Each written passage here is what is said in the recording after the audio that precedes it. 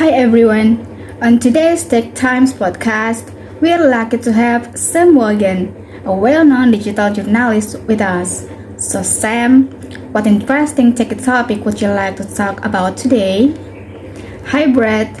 Today I'd like to talk about some of the reasons why we seldom automatically believe everything we read online and how false information spreads so easily with the help of technology. One of the reasons for this is a phenomenon known as secular reporting. Secular reporting? What's that? Well, it's basically reports which are based on other reports rather than on the primary evidence or source. To the reader, it looks like the information is coming from several different independent sources, which normally means it can be trusted. But in actual fact, all the reports are based on each other. Imagine a piece of false information is published, for example on Wikipedia, and then is referenced in a newspaper article or other publication. Then in turn, the original Wikipedia entry references or quotes the article as validation that the information is true. In a nutshell, it's the confirmation of false information by more than one publication. Okay, let me see if I've understood this correctly. So, someone writes an article on Wikipedia which contains some false information? That's right, false information which is not referenced or checked and in no way is obvious as being false.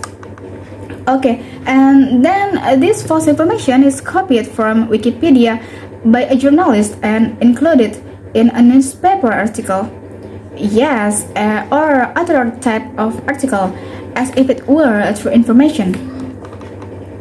And then Wikipedia references the newspaper article, which verifies the information in the original Wikipedia article as being true. That's right, and sometimes it's not just one newspaper article that cites the false information. Several publications might include it, and so it becomes very difficult to prove that the original information is false. Let me give you an example.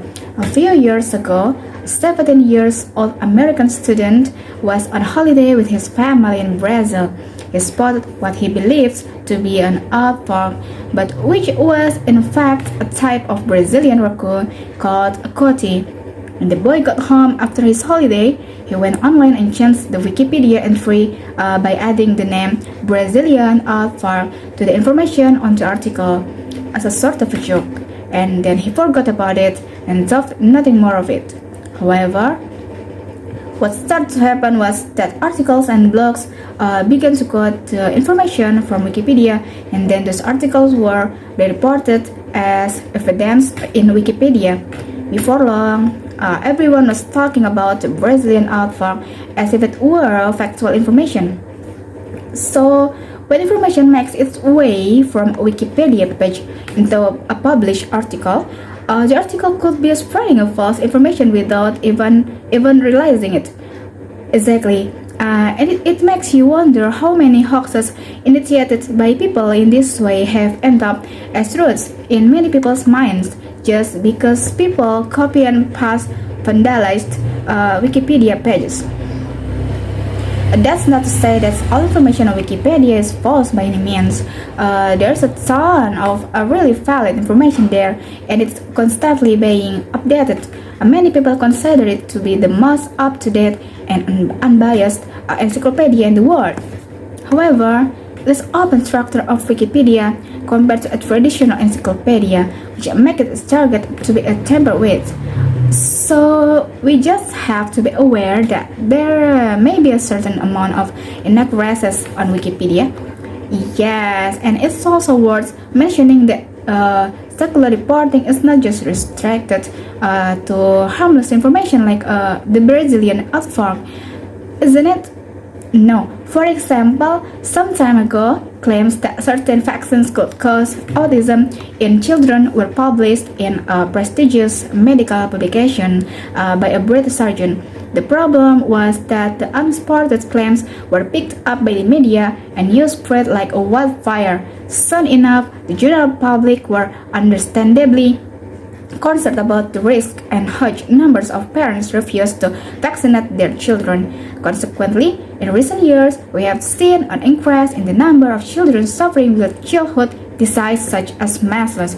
By the time claims were proven unfounded and the damage was done, and even to this day, some people still believe that there is a link between vaccines and autism. It just goes to show how difficult it is sometimes for the truth to be heard. Absolutely. So, in practical terms, how can we be sure that what we are reading is true? Well, we can take certain steps such as checking the original source of the information, and if at all possible, checking that the original source is reliable and not just taken from either Wikipedia, Facebook, or media. Right, so we need to be a little more critical and not just believe everything we read online. That's right. Also, it's difficult because we want information quickly and immediately, so it's not always viable to spend time checking the source of information, even though we should. And we should certainly try and reflect on the information and decide ourselves if we think it's true or not. If you feel unsure about the validity of certain information, then there's no harm in looking into it further to check how true it actually is.